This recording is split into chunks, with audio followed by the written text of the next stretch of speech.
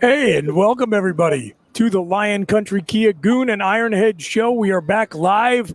No Ironhead for the first 10 minutes today. He will be relieving me shortly. For now, I'm Chris Bucanani of the obligatory PSU pregame show, joined by Keith Goon Conlon, remoting in from afar, we'll say, Goon. Yeah. Miles and miles and millions of miles away, right? Gotcha. How you feeling? You all right? Yeah, all's good, man. No big deal. Everything's going fine. Good. Very good. So Goon's going to be joining us remotely this week. But, Goon, I guess we were gone last week, and there were two big stories probably relevant to our audience, of interest to us. The continued fallout from the seismic shift of USC and UCLA joining the Big Ten, which you and I got to talk about a little bit the week before the 4th. And then a lot of movement on the recruiting front for Penn State. Some defections, some additions, maybe looking ahead to adding a few names to the tally of linebacker U later in the week. What do you want to go with? I don't know. Where do you want to start? Is a commitment anymore, or it's just? I think it's just. So let's talk about that. I'm pretty sure it's just a way for a kid to get a coach off his back by just saying, "Yes, coach, I'm committed to you." And it means absolutely nothing anymore because so many guys are jumping ship and, losing 3 guys like we did last week. And then, looking at all the coaches' tweets, Twitters, and the handles and all this stuff this week, they're expecting a big week coming up for Penn State.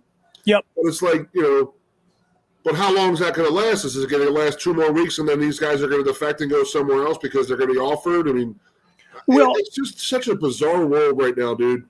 So to be clear, there were 3 bad headlines for Penn State in recruiting last week.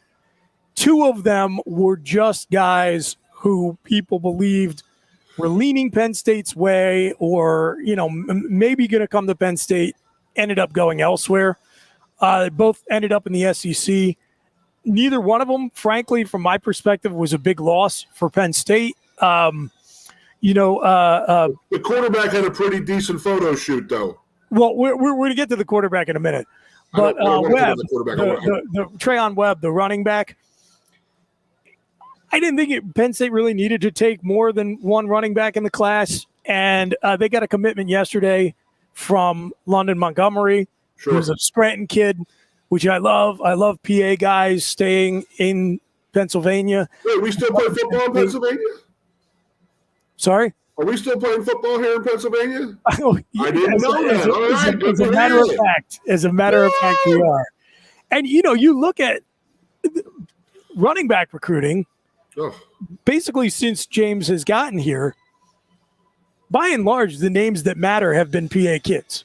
Coach, I'm not trying to bust balls here whatsoever, but I'm telling you right now, we might have one of the finest recruiting classes in the history of recruiters in our football building for 7-on-7 teams. And I'm truly not busting balls. I'm just saying, what has been the problem the last 10 or 15 years at Penn State? The lines. It has been the offensive and defensive lines. Sure. And we still have not really even made yes, we're bringing in 3 kids this year where they've already committed and all this and all that, but you've said it for so long, we are absolutely drilling and killing the wide receiver, running back market, and it's just like we're not pulling in the beat. It's like complete polar opposites from what Penn State had been for the 60s through the 90s. Right. You know what I mean? How many defensive backs did we send to the NFL, for the last 20 years of Jopa's tenure versus the last few years? How many wide receivers were we pushing out? I mean, how many tight ends and running backs? I mean, it's pretty incredible. I mean, and again, it sounds like I'm busting balls, but I'm not. But I'm saying that we can recruit the hell out of some skill players. Yep. I know that the world has changed when it comes to recruiting offensive and defensive linemen. It is such a different world than the one that I was brought up in. I get it. Yep. It is the easiest place to. It's the hardest place to recruit because you can't get a good feel on guys. If you want my 2 cents, it's a guy who's 300 pounds playing against kids who are 210 pounds. if you're not dominating them, you know what I mean? It's just like, now how do you, as a recruiter, how can you make that assumption like, okay, this guy's going to be going against guys who are his size. How's he going to handle them? Yep. It is the hardest thing to do in college football recruiting, in my opinion.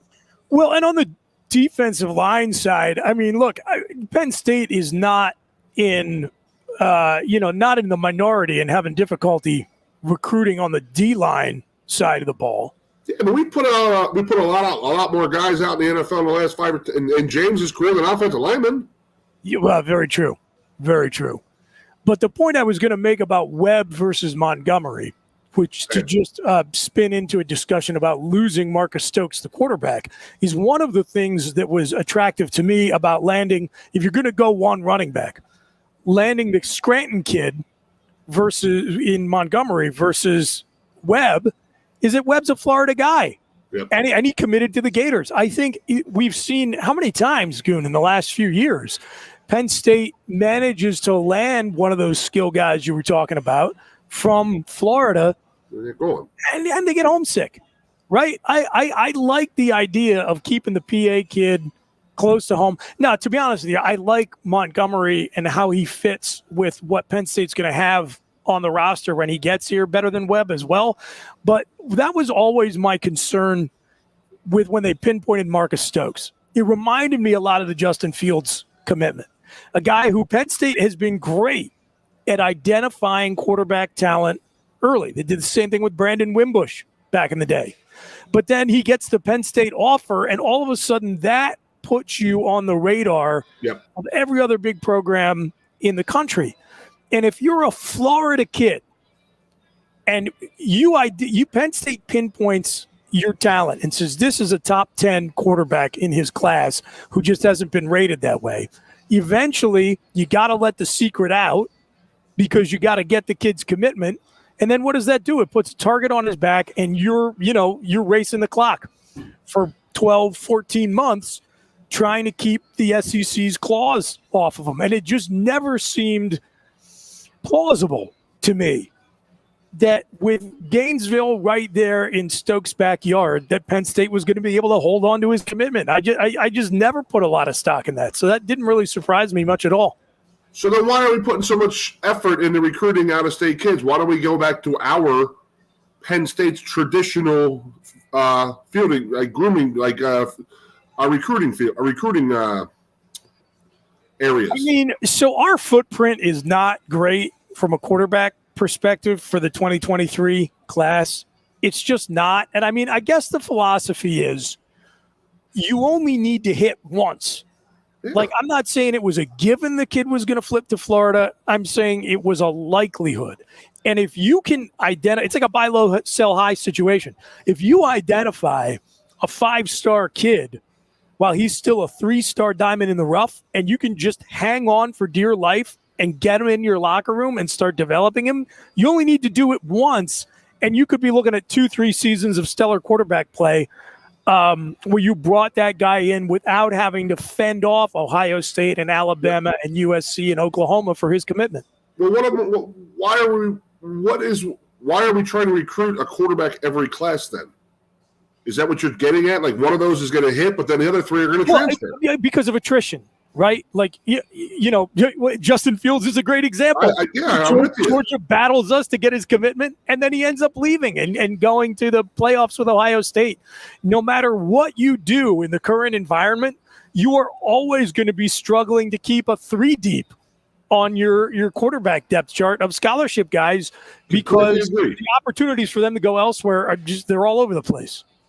Yeah, and then I don't blame these kids, but I don't appreciate how easy it is to transfer. We've talked about this a million freaking times. It's just too easy. I mean, no one is given a spot anymore, and that's the way it should be. I mean, not like there was ever giving a spot when I was playing, but you had a legit shot at it, and if you didn't do it, like, do you remember a guy named Danny White, Booch?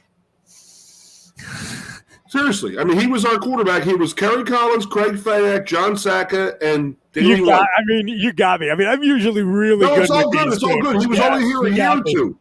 But the class in my class of 1991, the class of 1990, they bought 4 quarterbacks in.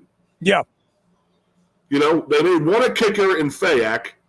John Saka and Danny White both left, and they were both Division I players. And Danny White was the starting quarterback for the Desert Swarm back in the 93, 94, 95. Yes. Yeah. Okay. So he was with us our freshman year, and it was just like, okay, but I mean, I look back on it, and then the next year we go and load up, and we bring in 7 running backs, and I was just like, it's just a weird.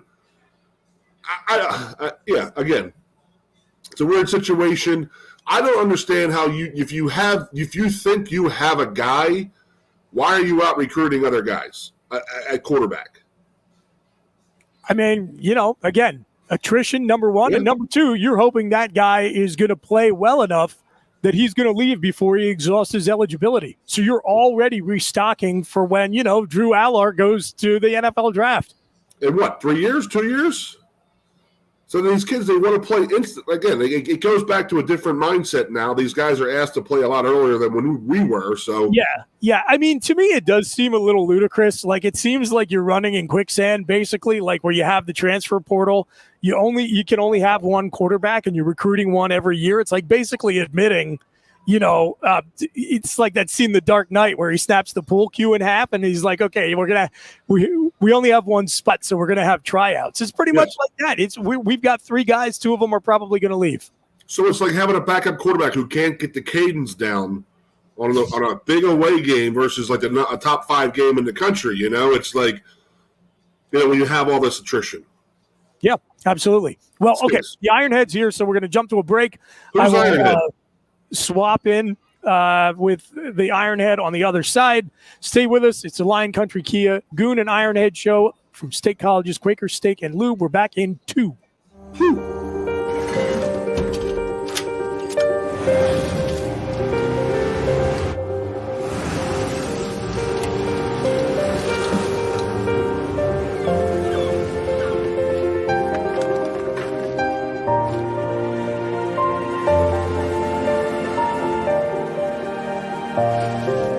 Make more good in the all-new Sportage.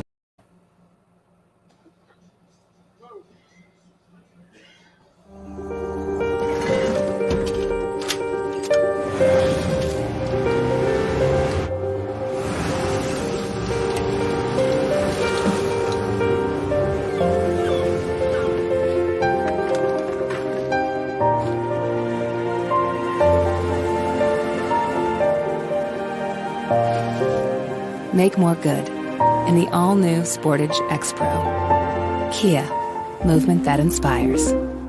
Quaker Steak and Lube is throwing open the garage doors and setting up the umbrellas. It's patio season. Come enjoy great food, drinks, and fun in the sun. There's always something happening at Quaker Steak and Lube, but we're really amping up our event calendars for our favorite time of year. Visit thelube.com to find out what's happening at your local lube this season. Lunch, happy hour, dinner, or late night, indoors or outside, at Quaker Steak and Lube, you'll always find big flavors, friendly faces, and lots of fun.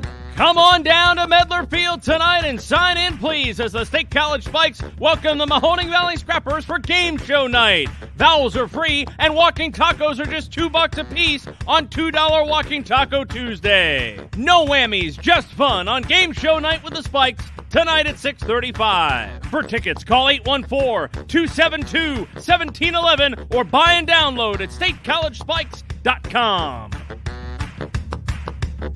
What's the best mid-size pickup? Tacoma. What's the #1 mid-size truck in resale value? Tacoma. Want to get great gas mileage, 4 doors, and 4-wheel drive? Tacoma. Sioka Toyota of Williamsport has over 25 available right now. You can lease a brand new, never-driven Toyota Tacoma for just $379 a month. That's 30 months, 3,000 cash or trade, 10,000 miles a year. This is while supplies last. Buy yours or reserve yours today and see the Sioka difference. And remember, tell them Johnny sent you.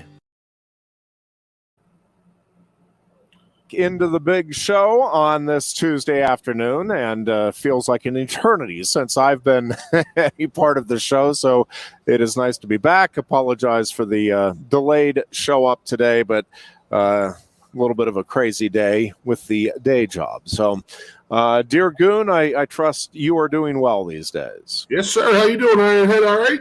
Good. Not too shabby at all. We have Cale Sanderson locked up with the new long-term deal, and the wide range of opinions on the Big Ten expansion and how everything is going to look moving forward. And we have a brand new stadium in Pittsburgh, Goon. So lots going on in my little world. You got over Three Rivers, didn't you? I did. Yeah, the overreaction, in my opinion, to fans thinking this is the end of the world as we know it with Heinz Field being renamed. It's we just don't like change, and I'm right there with you. By the way, I was going to bust your balls about that. Yes. Yes, I don't like change either, but it's going to take about a month before you get used to the new name. I know there's a big, and a lot of my buddies are in on it. It's like, well, it's always going to be, we're going to call it Heinz Field. No, you're not, because,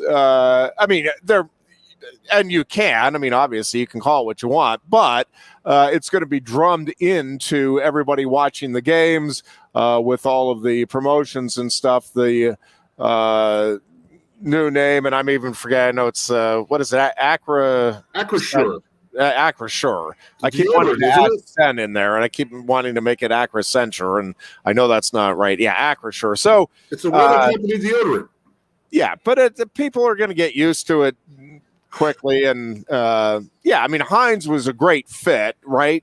Because it was a well-known and everybody kind of identified with it in Pittsburgh, and even from abroad, that was a Pittsburgh product. So it was a natural fit. But again, these stadium naming rights change all the time, all over the place, and people get used to it. I think every time we've been, and I may be exaggerating, although I may not, I think every time we've been to St. Louis for the NCAA Wrestling Championships, that building has a new name each time we've been. Yeah. I know it's gone through at least 3 or 4 name changes since since we started going there anyway. And again, that's just. I had to look up what the Philadelphia arena was, not the football field, but the basketball hockey arena. Yeah, I had to look it up. Yeah, it's again, everything is fluid these days when it comes to the names of stadiums and anything with naming rights, and very few, if any, are just going to corporate entities are just going to lock in for centuries as a sponsor for any field or anything like that, because it's a pretty significant and substantial investment. See, I'd have come in if I was Hunt and said, you know what, we're going to make this place. we're going to sheets and runners type of arguments and sheets and Wawa type stuff. Yeah, and just plant a flag in the middle of Pittsburgh and say, hey, we're Hunt's Ketchup. So no, the Philadelphia arenas were owned by banks. If you're owned by a bank or an insurance company, you're going to change hands 25 times in 50 years. There's no way around that. So. Like I told my wife, I told Carrie, I said, well, I don't know why Heinz Field would spend $57 million when everybody uses their product anyway. You're not getting anybody new in Pittsburgh eating another style of ketchup. Fair point. So did you see the numbers? I mean, I think they spent $57 million to have it for the last 20 years, and Acrisure is coming in and doing $157 million for 15 or something like that. So it's a no-brainer for the Steelers. Sure. Yeah. And who owns it? Was in the city of Pittsburgh? Say it again. Who owns Acrisure Heinz Ketchup Field? Is it the Steelers have no part ownership of it, or does the city of Pittsburgh have some of it? The Steelers own it. I'm not sure how much taxpayer money went into it, but it's a Steelers property. Okay. But speaking of the money and it being a no-brainer, the segues, I just haven't had a chance since everything went down with the Big Ten expansion. It just is amusing to me, the number of people that, this is just about the money. Well, yeah, knuckleheads. Shocking. What do you think? And I don't even say it. How do you think Penn State has 31 varsity sports in today's world? It's not because they don't bring in any revenue, knuckleheads. And yes, this is all about the money. And that money is what is needed in order to provide, because I keep reading this stuff. I just read an article yesterday about how the SEC has to plant its flag and take a stand against the, likes of the evil Big Ten, ignoring the, they mentioned that, Oklahoma and Texas, they got them. And this was a reaction by the Big Ten. But now the SEC can plant its flag and stop this insanity and say they are holding at 16 teams. And it was just a very amusing column. I'll have to see I don't know if I saved it here real quick, but it was just amusing to me on a couple of counts, because then in the same article, they point out how the Big Ten, and the article was basically raking the Big Ten over the coals, but was talking about how the Big Ten had this arrangement with the Pac-12 and the ACC where they were, on supposedly on the same page. And whether or not the SEC would be serious or not, is there anybody? Even anybody in the SEC or whoever would speak the words, the SEC commissioner, if they came out today and said, yep, we are holding at 16 teams, that is it, we are definitely not expanding. Two things. One is, do you actually think that is going to stop the other conferences from looking to improve their situations, or the schools within those conferences? And two, is there anybody that's going to take that seriously? Do you really think if the SEC comes out today and says, nope, that's it, and then Notre Dame inexplicably comes to the SEC and says, we want in tomorrow, that the SEC is going to say, nope, sorry, we already decided we're holding at 16 teams? You're telling me they're not going to have a discussion if somebody comes to them and says, we want in, how do we make this happen? And not just Notre Dame, but I'm taking, the most glaring hot entity that would be out there. So that, and this person's, this columnist's take was that, this would, the SEC doing this would stop all of the other conferences. We would get back to some sense of normalcy, and it just wouldn't. And, it's kind of like everything else we've been talking about, Goon. I think we're spending too much time. And I get it. My inclination is to do the same thing. So I'm not even saying I don't understand where this is coming from, but we're spending too much time talking about or trying to think about how we can rein in what has happened here over the last 5 years in college sports. And I shouldn't say rein in, because you may be able to rein it in, but you're not going to go back to what it was. That's not going to happen. It's like the people that were writing columns about how free agency, we need to do away with free agency in professional sports in the 70s. You can talk about it and you can propose it and get as many of your friends together and say it's a good idea. It's not happening, folks.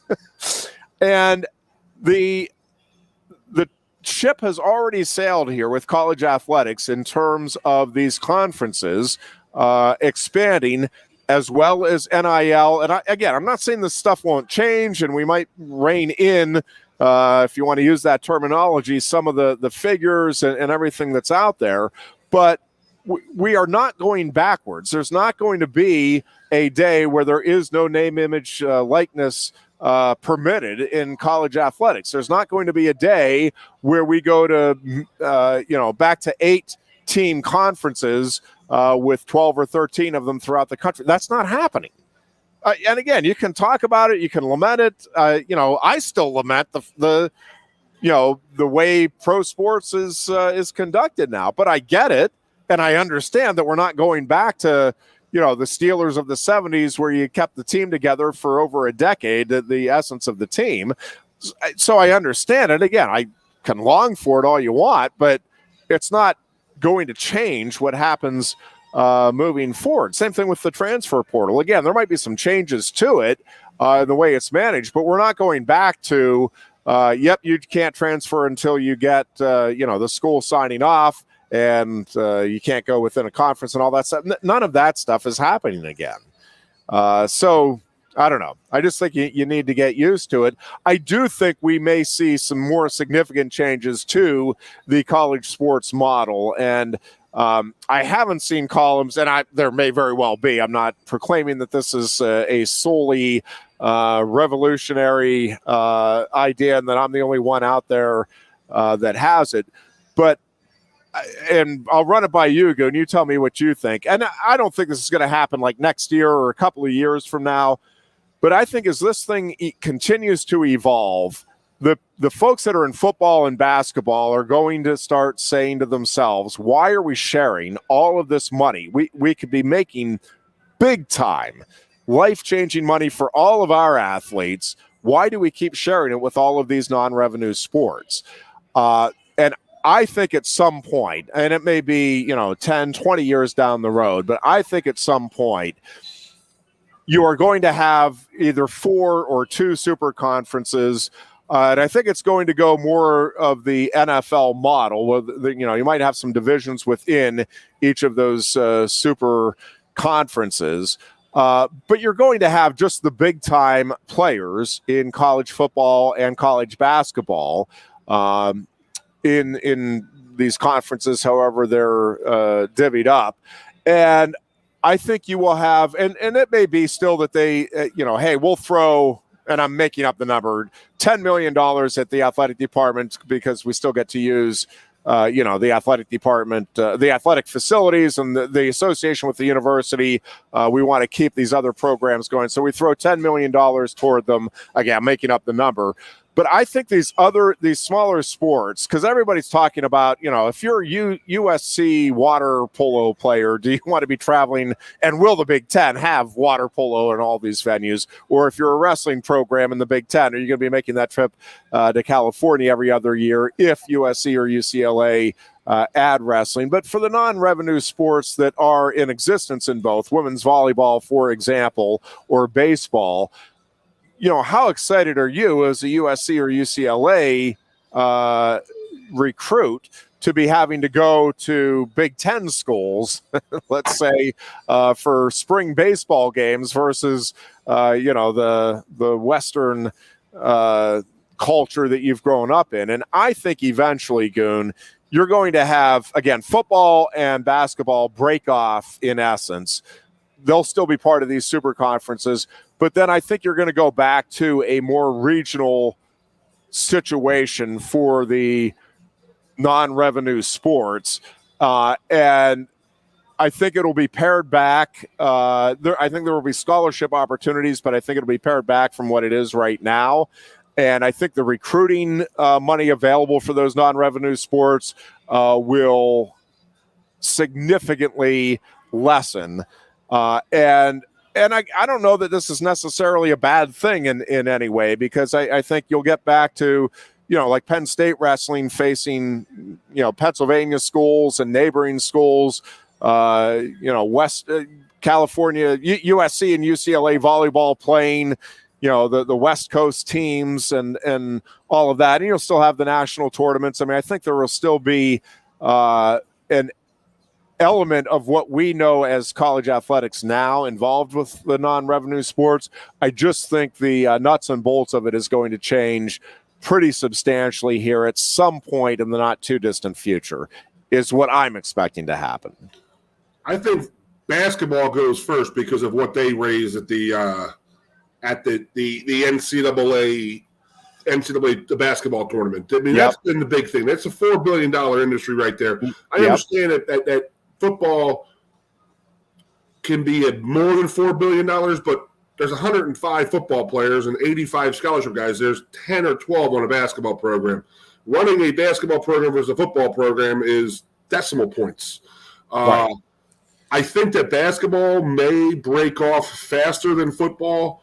I think that, unless you have quasi like different schools like who have football and basketball. I mean, do they break off together? I don't know. That's what I'm trying to say is, do they do it together? Do they do it individually? I think that like we've talked about, this NIL and the transfer portal is not sustainable right now. There needs to be it needs to be fixed, and I'm sure that they'll change it. The genie is never going back in the bottle. It's never going to happen. I think that some rules will be instituted in both of them to to keep it somewhat, I'm not going to say fair because it's not fair. We know that the whole thing is, it's going to be, the top guys are going to get every top player. So, that's in regard. And then, you're talking about you always say the Ivy League, protocol, which is in their recruiting, it's just need-based and academic grants. So that's what the universal, and I call the Olympic sports, the non-revenue sports. Yep. I hear you talking. Do you have a wrestling in that as an Olympic sport, as a non-revenue, or would they go off on their own, do you think? No, I think it would be in the non revenue. I think all of these sports, again, may to some degree go well, maybe have to kind of go off on their own. Again, I think there will be some affiliation. It's not that I think the football and basketball programs or schools are going to say, listen, we are keeping this all for ourselves, right? I mean, you're still going to have athletic directors that understand and appreciate what a broad-based sports program can provide for fans and for alumni and opportunities for the student athletes. I think it's going to change. I don't think it's going to go quite so far that these are all going to be club sports as we know it now, like, rugby is at Penn State. But I think it's going to be kind of in between what we know now and what those club sports are. And again, the club sports, by the way, can offer and do offer a terrific experience for the student athletes, and you can have some really high caliber. I mean, college rugby you have some players that do go on and have, international success. And, same thing, you not a ton, but you get some club hockey players that do end up getting to the NHL. So you can have some very good talent there. And again, if that's your option, I mean, right now you have the option of Division I, Division II. If the option is, hey, and again, I'm making up the numbers here, but there's 3 scholarships on the teams that provide scholarships for Division I field hockey or gymnastics or whatever it may be. It'll be less than again, this is just my expectation. I think you're going to see less scholarship money available, less recruiting money available for those coaches. I still think you'll have these programs, and I still think they'll be recognized as varsity sports. I just think the funding and the money going into them is, at least by percentage, going to lessen from what it currently is. Who gets the money? Football and basketball.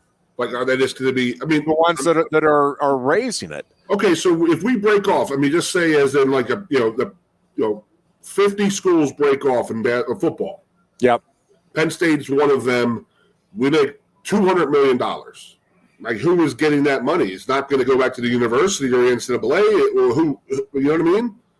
No, it'll go to the school, and I think eventually you're going to see the players just paid by the university, and I think the letters of intent are going to become much more akin to contracts that players sign, to play in the professional sports leagues, and I think there's going to be parameters put in there that listen, you're not going to, and I don't want to get too far. I mean, I haven't. Sure. Not this all the way through, but I think there will be parameters put on there where, hey, if you sign with us and you're getting, and again, I'm making up all of these numbers, but let's say it's, we're going to give you $20,000 a year to come to Penn State or to come to Alabama or whatever it is.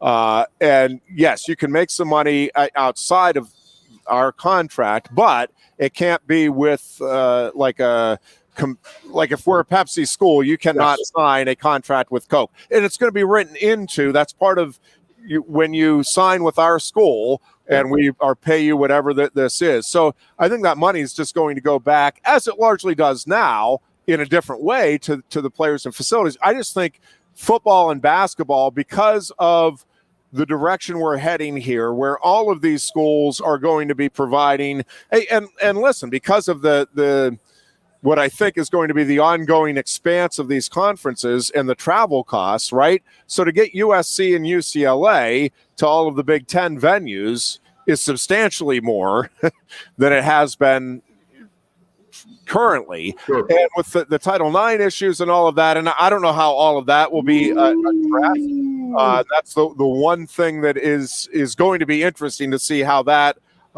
does play out, because again, right now, right, if you have your charter flights, which you do for football and basketball, for men's basketball and football, you're having to provide those chartered flights for 2 women's programs as well. So maybe you got a couple of women's programs that are along for the ride here long term with the quote unquote big time college athletics. But I think, again, I think eventually they're going to say, listen, in order to get these chartered flights for football and basketball everywhere we're going, to stay at the first class hotels, to continue with all of the upgrade to our facilities, and to pay the players whatever they end up settling as, whether we call it a paycheck or a stipend or whatever. I think that the football and basketball elements are going to say, listen, we're the ones pulling in the $100 million contracts for the university, and we're sharing this, and obviously they're getting taken care of first even now, but I think they're going to look at it and say, wait, why are we paying these all of these salaries for all of these coaches and all of these other sports to recruit all across the country, to do chartered flights for their programs where we see fit, and all of this. I think they're going to start looking at it at some point and say, listen, this is all about the money. Let's keep more for ourselves. And again, I don't think that they're just going to keep it all, because you still are going to have, again, an athletic director that's overseeing this. But I think the ADs are also going to say, well, yeah, why are we – let's not lose $600,000 each year on women's basketball. Let's start losing – $200,000, and we can, cover that and still pay a little more to our football and basketball players, and start going through all of the programs in that regard. And again, this is just what I'm expecting to happen. I could be completely wrong, and often am. So, and I have a question for you. Yeah, and that is that what does Penn State University, what does the NCAA make right now? Because what we're talking about is getting rid of the NCAA. So whatever they're taking from Penn State University, what do they get from, say, Penn State football? Are they getting money from the televisions, or are they getting money from the universities? I don't know the answer. Right now from television, but even that's lessening because the conferences are exerting their power now, right? And so, again, the NCAA is going away in my mind. And I think, that's the other part, is I think you're going to end up, and again, this is just me speculating, so take it for what it's worth. I think you'll end up with a governing body for college football, a governing body for college basketball, and then a governing body for the other intercollegiate athletics. And I think the governing body, whatever that looks like for the other intercollegiate sports, is going to have their hands full trying to figure out how to orchestrate this and make it manageable. Because, again, I think what you're going to end up having happen, and it to some degree happens now, right? I mean, we've talked about it. The SEC, a lot of those schools have, 16 or 18 maybe Division I programs, while a lot of the Big Ten schools have, over 30, and most have, at least in the high 20s. So there's already inequity there, where if you're divvying up the pie already significantly more in a conference like the Big Ten than you would be in a conference like the SEC, just because of the numbers of coaches and student athletes that are involved overall within your athletic departments. But I think you're going to see more creative ways of raising money for the Olympic or non-revenue sports. And again, I think you'll still be getting some of that money because I don't know how you you can officially, like the Big Ten Network, obviously what's driving that is the football and basketball money. But they are getting viewers to all of these other sports to varying degrees. So it's a great sales pitch. Yeah, so you can't just turn around and say, well, yes, all of the TV revenue money goes to football and basketball. But if the contract is rewritten, and there are so many networks out there now, and with the streaming and all of that, where it is, Fox Sports is bidding on just college football, or the Big Ten Network, has separate packages for, yes, we're going to do this for wrestling, we'll do this for baseball and softball, we'll do this for volleyball, whatever it might be. And again, so there will still be some revenue stream coming in, I think, from television for all of these sports, but I think it'll be even more regional and school specific than it is now. So like wrestling is still going to exist and on a pretty big time scale, I think. But I think you're going to have it at 50 schools instead of, I don't even know what. God, Jeff, if wrestling had made their own conference like we're talking about football and basketball, they would make money. If you get 40 of the top wrestling schools. I think that's true. Yeah, I think they would definitely make money. Yeah. And I think the same thing, if done right, and again, I think there would have to be some creativity involved, but where lacrosse is big, it's big. Sure, absolutely. Women's gymnastics is big. So that with all of these sports, I think when you scale back the number of schools that are offering it at a big time level, again, the downside is I don't see any way around the overall athletic scholarship opportunities are going to go down is again what I'm expecting to happen, and I don't see any way that doesn't happen moving forward. Now there may be keep them up.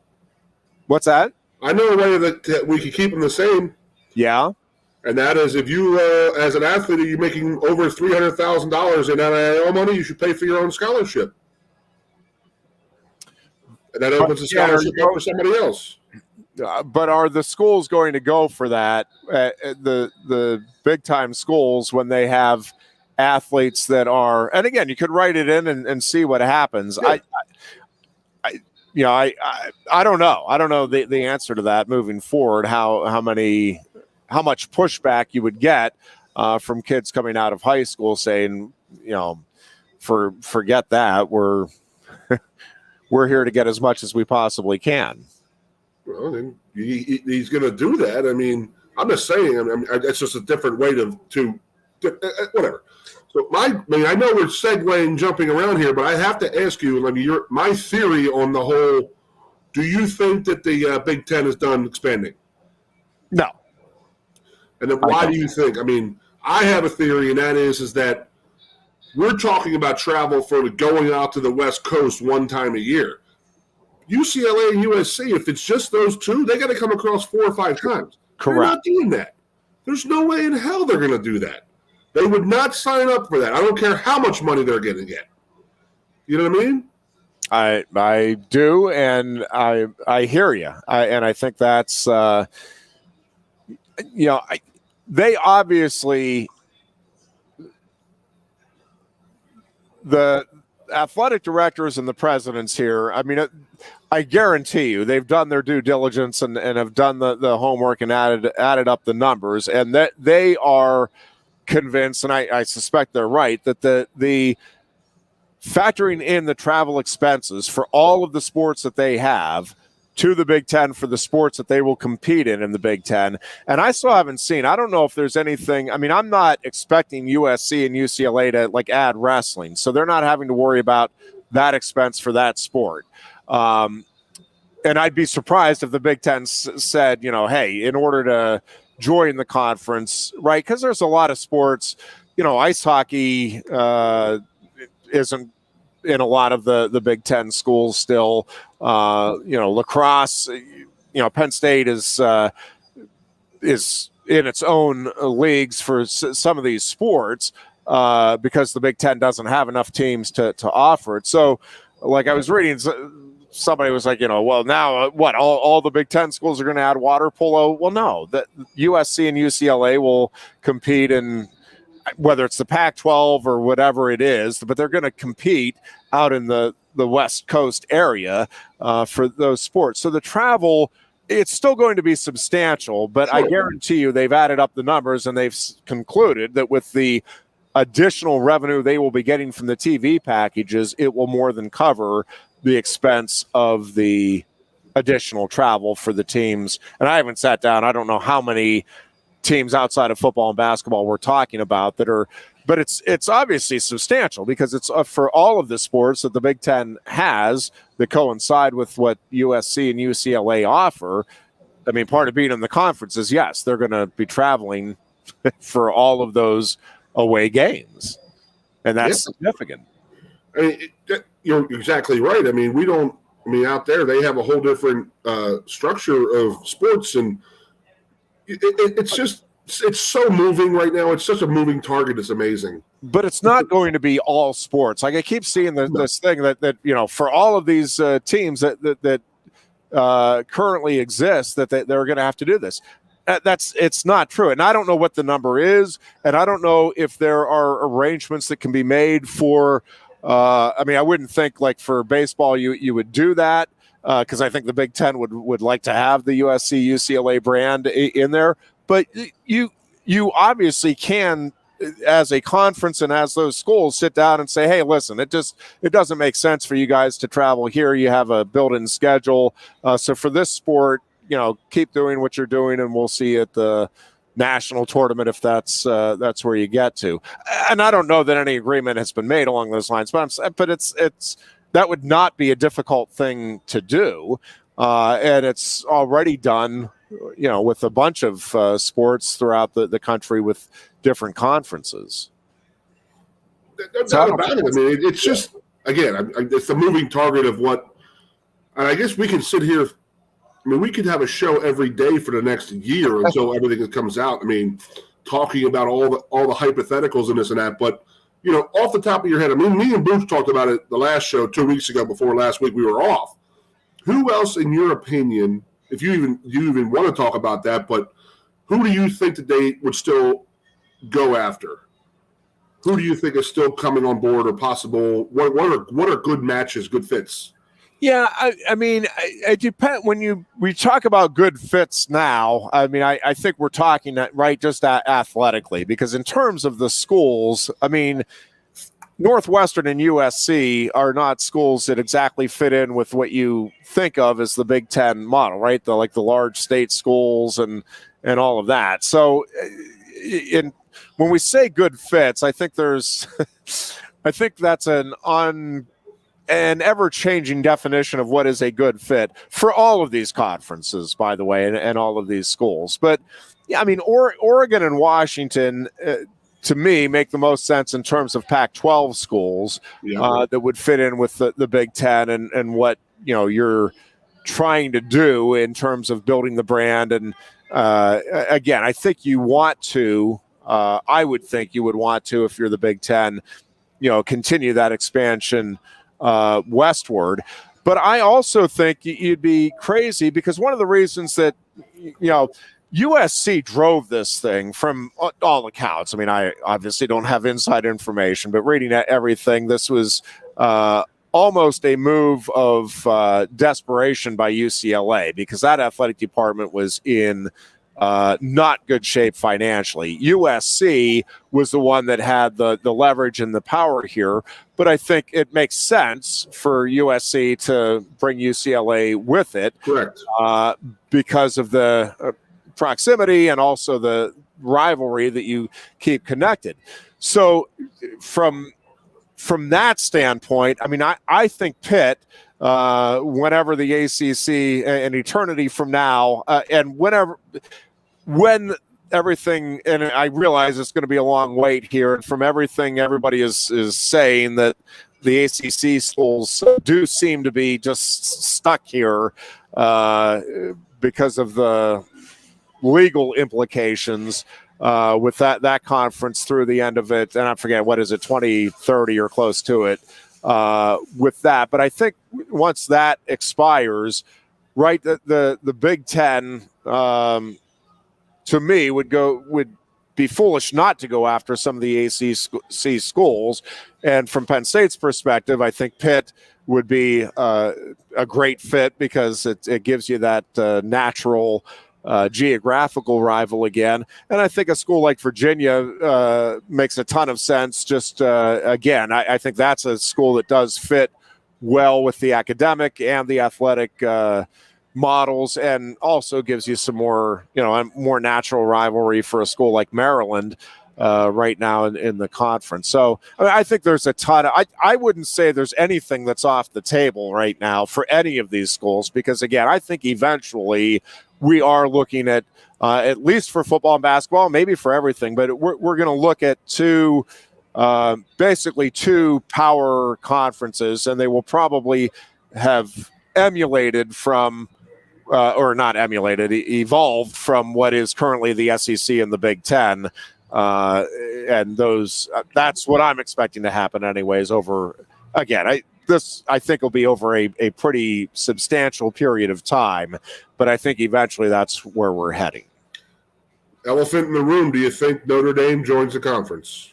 Yeah, I mean, at some point, and people have been saying this for a long time, including me, that at some point Notre Dame has to join a conference. And I do think at some point, I don't know that we're there yet.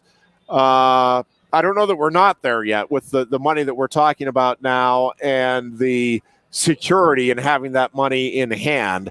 But yeah, I think Notre Dame eventually has to join a conference, and the Big Ten is obviously the most clearly the most natural fit. Yep. And I think would be the by a pretty substantial margin the most advantageous for Notre Dame as well as for the conference. Yeah. Once I saw that the Big Ten was doing the renegotiations on their TV deals, and I saw NBC's name in there, I told Booch, I said, it's over. They're coming because they can't have that network to themselves anymore.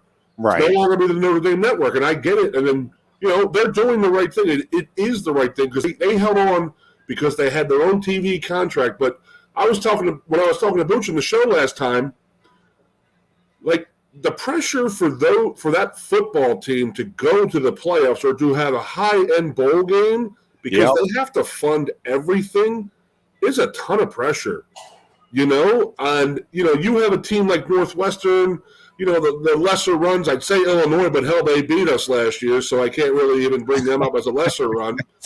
But, like that type of thing, like I just think it's that time that Notre Dame's going to come. You mentioned UVA. I know that the state of Virginia made laws a couple of years ago when they were being recruited that UVA goes, Virginia Tech's got to go too. Yeah, I think Tech would be a great fit in the Big Ten, personally. Well, that town is a great fit for the Big Ten. I will say that Blacksburg is a great fit for. I mean, they got it's so similar to Penn State. It's amazing. So it is. I think that, and then we didn't even mention the other. I think Stanford is one that's going to come too.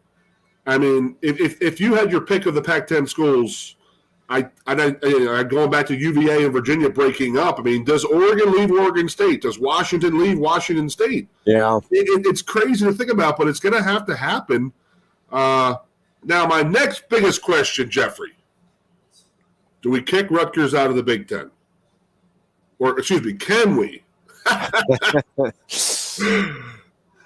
That's a good question. No, I don't think it would happen. No, I don't. You imagine the ramifications of that and the buyout for them to kick them out of the league. So I just don't think the conference realignment is over for this year. I really don't. I think it's going to be picking up more. I think that Notre Dame is, my personal opinion, I've talked to some Notre Dame former players that I know, and even they're saying, okay, it's time. They held on for so long that they were independent, they could do their own thing. But they're looking at it, and it's dollars and cents, but it's also the smart and right decision that it's time for them to do it. And the ACC, I think, is going to be blown up. I think the Pac-12, and the SC, and the Big 12 and the Big 12 and the Pac-12, I think they combine the forces and pick up a lot of. So there'll be 4 big conferences. I think for a while that's true. I think eventually we end up with just the 2. Well, how long is the TV deal? 10, 20 years? So I think that structure might work, but I don't know. You're with me, I'm with you, and I don't think the NCAA is going to be around for much longer the way it's going. No. This is the schools testing the water to see what could happen. I mean, when you're talking, they were talking $900 million for the Big Ten TV deal. That's before USC and UCLA came aboard. So they got to be at well over $1 billion now. That's for sure. Absolutely insane. It's just to think about that. But again, Notre Dame has to look at that and say, okay, we're not NBC is not going to give them a $500 million a year deal. It's not going to happen. They're not going to have that then. And if NBC is broadcasting some Big Ten games, it's no longer the Notre Dame network. So I think that it's time that they're going to join. I'd like to see, my personal opinion is Oregon, Washington, Stanford, Notre Dame. I think that going out west there's going to be more teams. There's no way UCLA and USC are the only 2 who are coming. It's just not feasible for them financially with travel having to come east 4 times a year. That's crazy to ask a team to do that. Yeah, I think that's true, and I think that's ultimately the direction that both of those schools and the Big Ten would like to see the conference go. Correct. The biggest thing to me, Goon, and we'll finish with this, is if the Big Ten is going to be serious about expansion, I think you've got to add Hawaii into the conference, and you've got to make them a wrestling power. Wrestling school for sure. And I think, in fairness to Hawaii, then you really need to hold at least one of the sports championships, and I would just out of a hat pick probably wrestling to have Honolulu host each year for the conference championship as a nice bone to throw to. And the NCAA's. I think the NCAA's would have to go there at least once every 4 years. You do the Big Ten there, and then you just leave, and then you stay there for an extra 2 weeks waiting for the NCAA's. You got to train too, Jeff. You have to train too. I'm okay with putting football and basketball down in Nassau, the Bahamas. I'm cool with that. No, Hawaii's just a clear natural fit here. You just have to add the wrestling program, and then I think everything else can fall into place. That's what we're tracking, buddy. Goon, it's nice to be back with you, kind of. Yeah, we got one more show, then I'm away again next week, homie. I hear you. All right, well, that's going to do it for today. We will be back on Thursday. Until then, be good and be safe. See you guys.